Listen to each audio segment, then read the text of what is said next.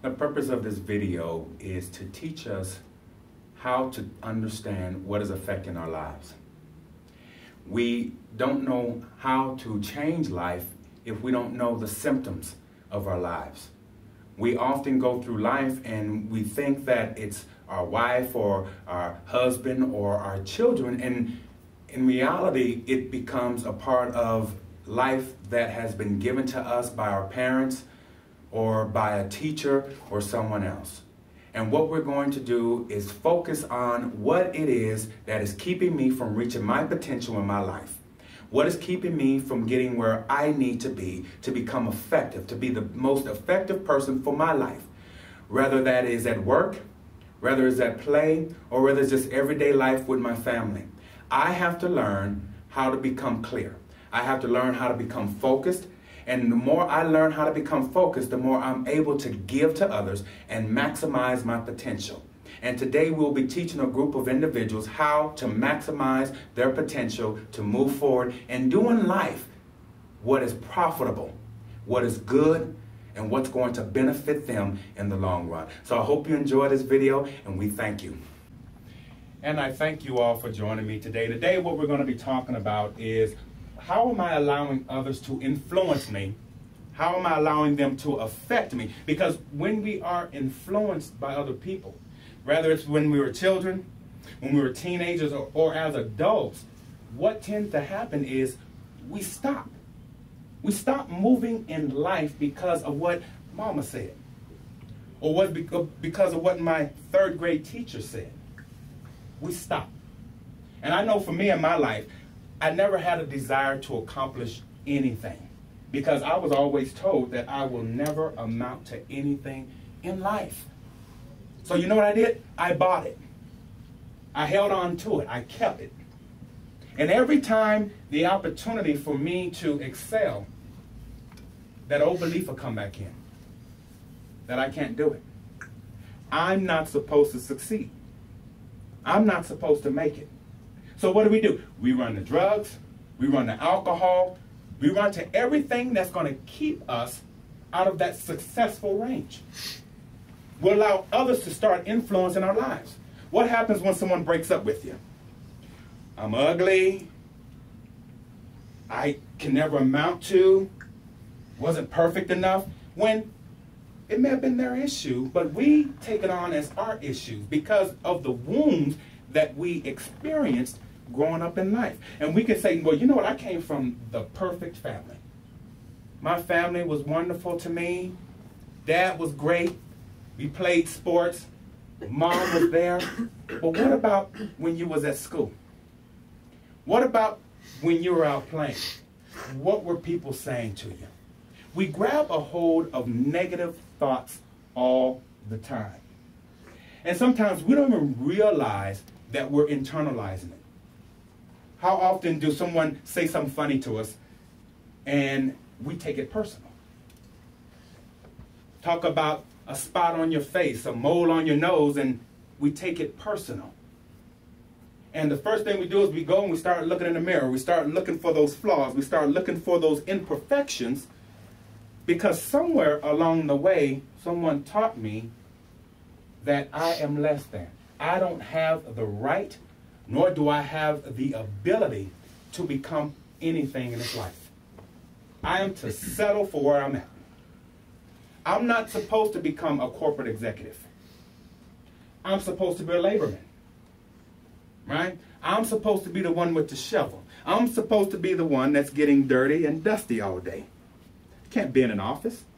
That's not who I am. That's not who Daddy raised. And so when there's time for a promotion at work, what do? We pass it up, we sabotage it, or we quit. Because I don't have what it takes to become more than what I understand. And the reason why I don't understand is because I won't allow understanding to penetrate me. It can't penetrate my mind. It can't penetrate my heart. It can't get into the depth of my soul because I block it. Because I'm still focused on how I've been treated all of my life. You hear people often talk about when they were in the prison system. when they were incarcerated, they talk about how they were treated. And they come out and we ask ourselves, why is recidivism so high? Well, if you're taught not to believe in yourself, and the moment adversity comes into your life, guess what we do? We quit, we give up, and we lose hope. Why hope? Why do I need to hope? Why do I need to focus on life? Why do I need to care? There's no room, there's no need for caring in my life because people have taught me all of my life that I am nothing and that I will amount to absolutely nothing. Some people in this room may have been molested, may have been raped and taken advantage of. And guess what? Somewhere along the way we say to ourselves, I deserved it. Now I get the opportunity to play the victim for the rest of my life. Every time someone strong comes into my life, what do I want to do? I push them away. I'm not good enough. The only people I need in my life that are people that are going to take advantage of me, people that are going to abuse me, and people that's not going to respect me. That's what I need. That's what gives me my joy. That's what gives me my peace. That's what gives me my juice. Every time I'm rejected, it gives me an opportunity to become more of a victim. Because somewhere along the way, I learned how to become an effective victim of circumstances, victim of life. And no matter what, if someone's giving me constructive criticism, I find a way to turn that into, you're victimizing me. It gives me an energy. It gives me the understanding that I'm living out what I'm supposed to be living out. The sorrow, the madness, the emptiness. It is easy to be empty. It's not hard to live an empty life.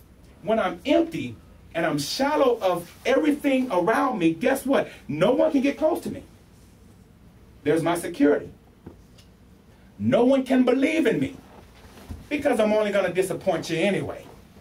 No one can care for me because I don't even care for myself. It's really hard to be loved when you don't love yourself. One of the most difficult things in the world we can do is receive from someone when all of our lives, everybody's always taken. They've always taken from me. I don't deserve it. And so I continue to listen to the negative of others, and guess what happens? I start to play that tape recorder in my head. And I start believing everything that has been said to me. I start living out everything. When a person say to you, you're not going to make it, if you're clean and sober, you'll relapse. Guess what? The moment stress, anxiety approaches me, well, they said I wasn't going to make it anyway. So I might as well not make it. And I start using as an excuse being the victim. No one cared. So if no one else cares about me, why should I care? I might as well go out and rob, steal, and chill. I might as well pass up that promotion at work. I might as well.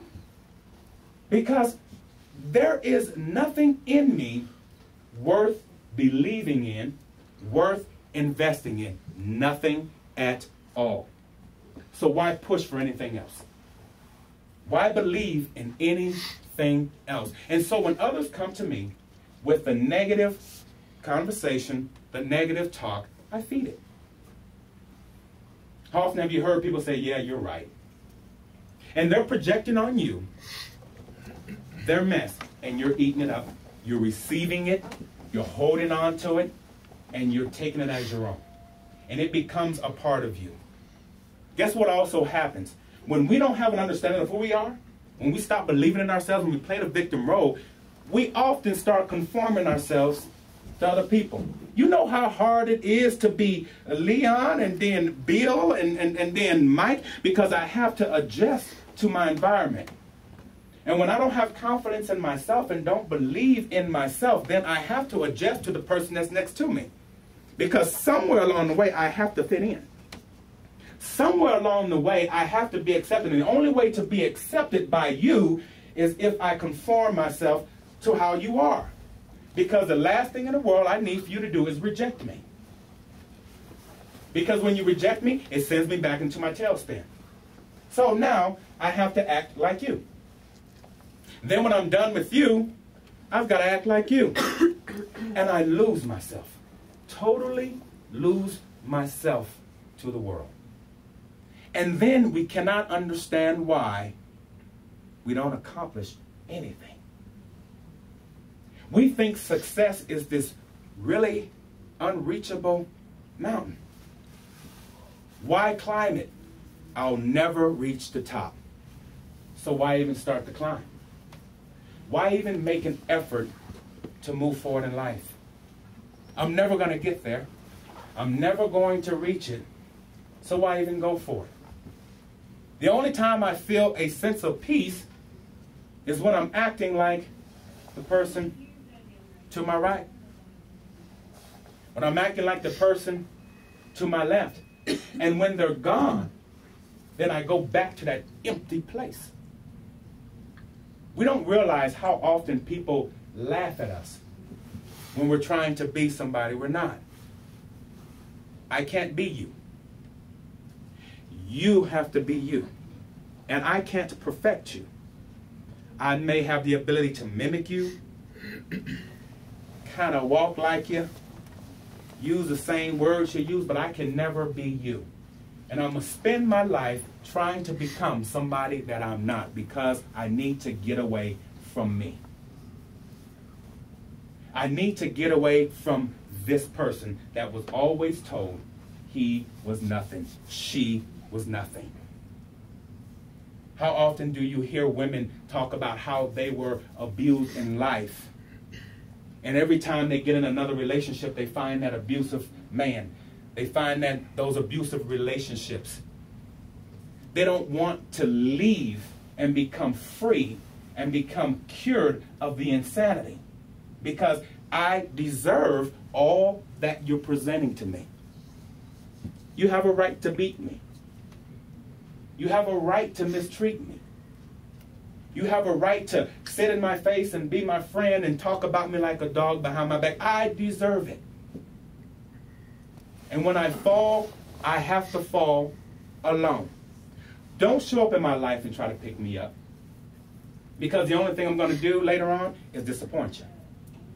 Don't come pick me up. But if you need to be picked up, I'll be more than happy to come pick you up because my life is full of abuse.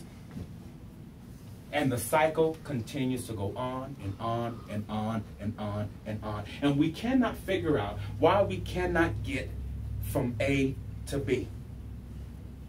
We're stuck. Point A. We're stuck in the misery.